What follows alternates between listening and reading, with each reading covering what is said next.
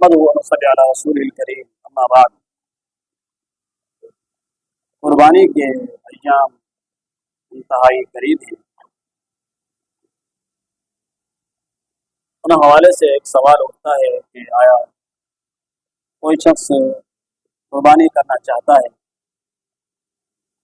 لیکن اس کے پاس استطاعت صرف ایک ہی جانور کی، کیا ایک ہی جانور کی قربانی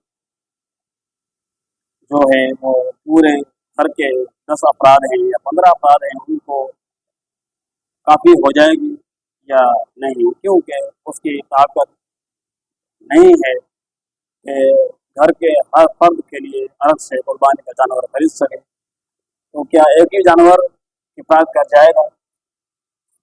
اس حوالے سے سیدنا انس بن مالک رضی اللہ تعالی عنہ اللہ کے پیغمبر کی ایک روایت نقل فرماتے ہیں کہ کان النبی صلی اللہ علیہ وسلم یضحی بکبشین وانا اضحی بکبشین۔ نبی کریم صلی اللہ علیہ وسلم 2 مینڈوں کی قربانی کرتے تھے اور میں بھی 2 مینڈوں کی قربانی کرتا تھا۔ ایک روایت میں آتا ہے کہ اللہ کے پیغمبر علیہ الصلوۃ والسلام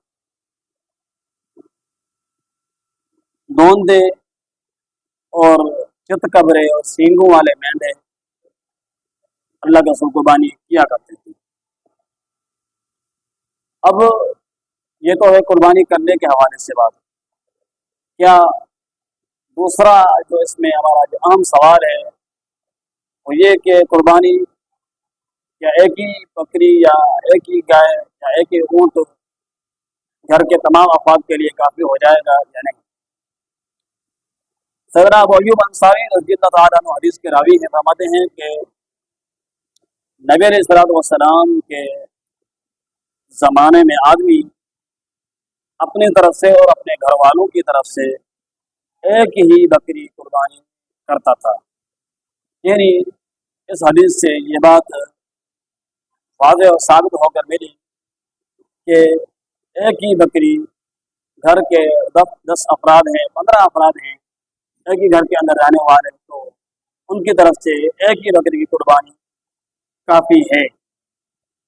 اور اسی بات کو ابن قدامہ نے مسلمانوں کی قربانی کی مشروط پر اجماع ہے۔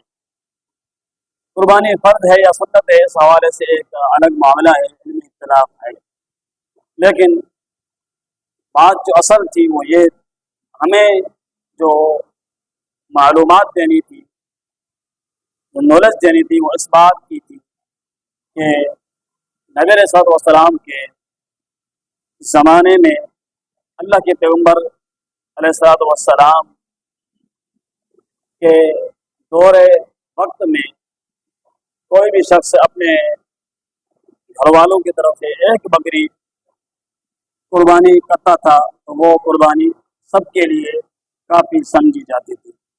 یہ بات ثابت ہو کر ملی کہ تمام گھر والوں کی طرف سے ایک ہی بکری یا ایک ہی گائے یا ایک ہی اونٹ قربانی کے لیے کافی ہو جائے گا۔